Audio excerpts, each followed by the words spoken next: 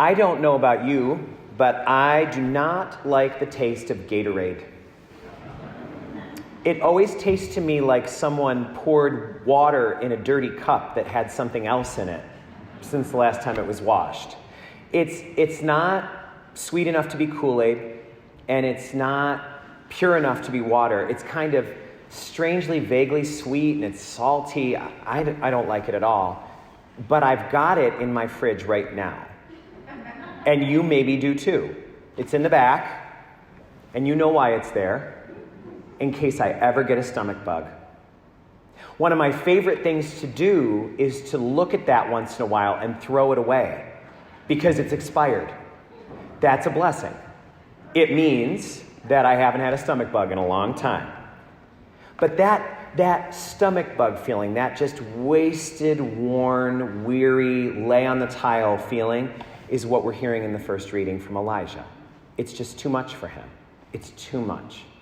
He's been doing God's will, and what God told him to do was, you need to change the heart of this king, Ahab, this evil king who's doing awful things to the people of Israel, including tricking them into worshiping false gods. So Elijah has this very hard job to contend with a powerful king. And now he's gotten himself on the bad side of the Queen Jezebel, who is trying to kill him. So he has run into the desert to escape certain death. But you can imagine, if the king and the queen are out to kill you, they've got all sorts of resources you don't have. So he's now dehydrated. He is in the middle of the desert. He has no food, no water, no resources. And what he says is something that maybe you have said to God at some point in your life. Well, if this is what following you gets me, then forget it. If this is what you get for doing whatever you say and being very obedient, if this is what it gets you, then forget it. Take my life, he says. Just take my life. I'm done. I can't do this anymore. I don't know if you've ever asked God to take your life, but my guess is you can relate to this story in some way just by being human. Just by being human. And there are people here right now that I know have been right in that place where Elijah is. I just can't do it anymore. I can't picture being here anymore. Just please let me be free of all these burdens. It is just a terrible feeling. And like that parishioner that I spoke about at the beginning of Mass, who lost her husband to jaw cancer, sometimes we just feel like, I can't do this. What you're asking me to do right now, I can't do it. I'm done. I'm out. It's a terrible feeling. So what does God provide for Elijah? An angel. I don't know what form that angel took. The text doesn't go into detail describing the angel. The angel came and said, Elijah, here, I've got some food. I've got some drink. Eat, drink, rest. And then you'll be able to go on. And that's exactly the way that God does it for us too. Right when we think we cannot handle one more moment of this, when we are face down on the tile on the bathroom floor, an angel comes in a form that sometimes we don't recognize, sometimes we only recognize in retrospect, and says, take, eat, rest, and then you'll be able to go on. It makes sense that if God were designing the perfect weekly worship service, if God were going to design the perfect way to help people get through their lives, no matter how many years we get to live, it makes sense, doesn't it, that God, in God's great wisdom, put a meal right in the center of it. Made sure that every time we gathered, we would eat. We would be fed. And so we come here every week and we do the same things. We get to be in some silence. For a lot of us, it's the only time of the week we get it. We get to rest in this environment. We get to hear some inspiring and some comforting words. And then we get to eat. And God provides the meal. And for a lot of us, especially when we are face down on the bathroom tile, it is our Gatorade. It is our supernatural Gatorade that helps us replenish in a way that we never could have been able to picture. So Jesus says, I'm the bread of life. If you come to me, you're never going to hunger. You're never going to be at the very end of your rope. You may get right toward the edge, right toward the fraying, but I will not let you fall. Surveys have shown that many Catholics, even those who go to church every week, at some point in their life have seriously considered leaving the church. And you may be one of them. You might say, I know that feeling, or maybe you've left and come back. But a lot of folks have a long list of reasons why they just have a hard time with the Catholic Church. Maybe it's because of a certain bit of church teaching. There's a lot of things the church teaches that some people just find so hard to take. It might be that you're tired of seeing the church in the newspaper with a scandal. You just say, I can't do this anymore. I can't watch another scandal in the church. Maybe you have been disappointed in your church with the preaching. It just is so heady or vague or doesn't relate. I don't get anything out of it, or the music is not good. And it's almost like you wish it could be quiet so you could not have to hear whatever that is. Maybe you're really upset about only men being priests. It feels sexist, it feels unfair. And so a lot of folks could give a list of things like that and many others and say, I just have seriously thought about leaving my church.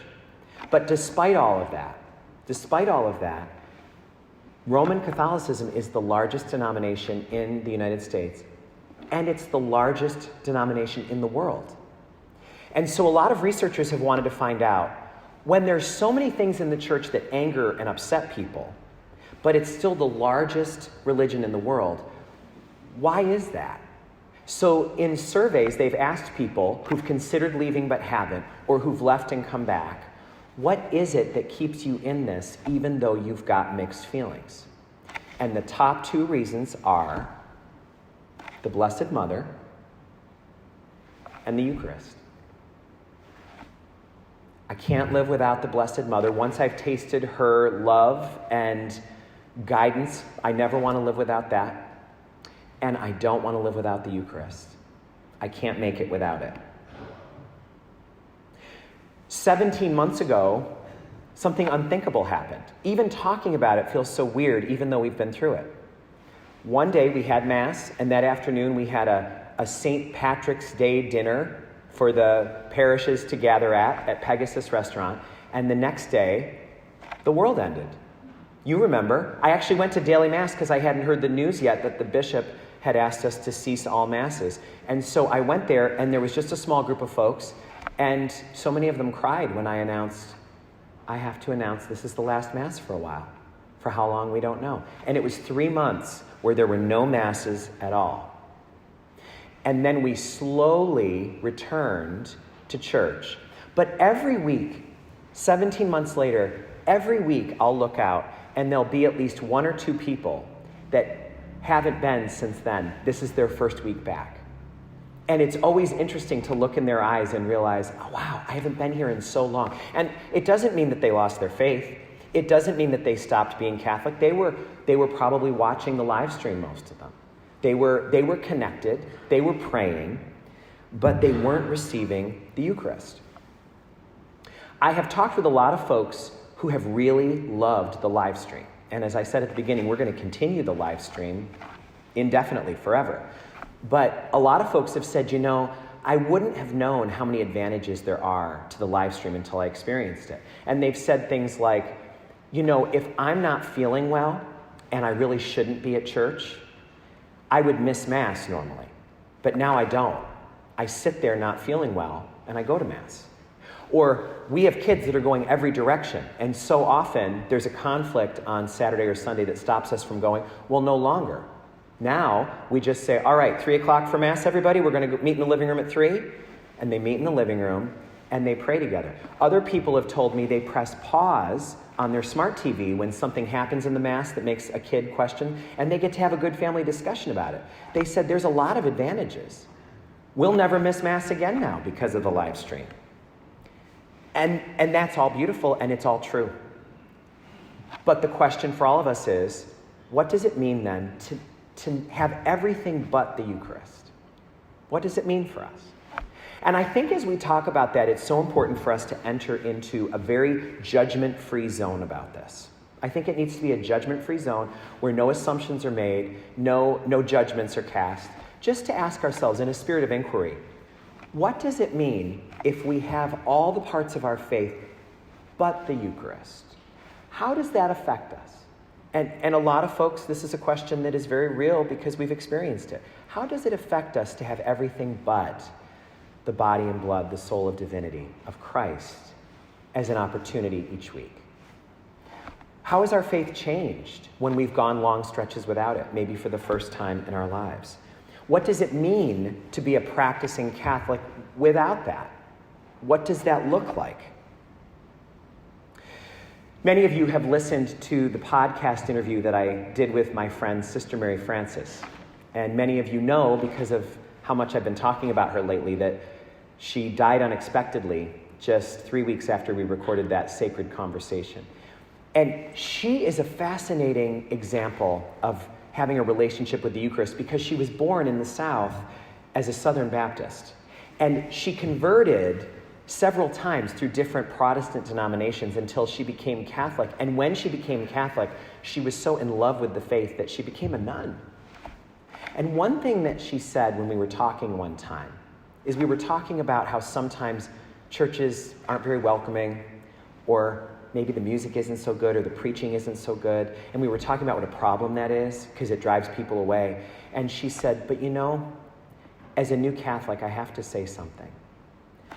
I can't stand it when people say, I left church because I wasn't being fed.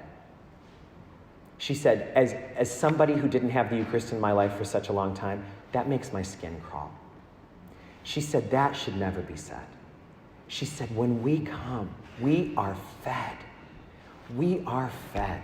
She said, even if the preaching is terrible and no one says hi to you and people roll their eyes when you smile at them, and if the music is screeching that makes you want to put in earplugs, she said, you are being fed. And I have to say, I'll probably never say that again. I wasn't being fed here or there. Because the Eucharist is, if it's the only thing we receive, more than we could ever ask for. So all of us are being asked to have a little inquiry this week. What's our relationship with the Eucharist now, after having fasted? What does it mean for us if our plan is indefinitely to continue worshiping on the live stream? How is it that we can truly come together in heart and soul and mind with the limitations and the challenges that we face now? How is it that we truly taste and see the goodness of the Lord?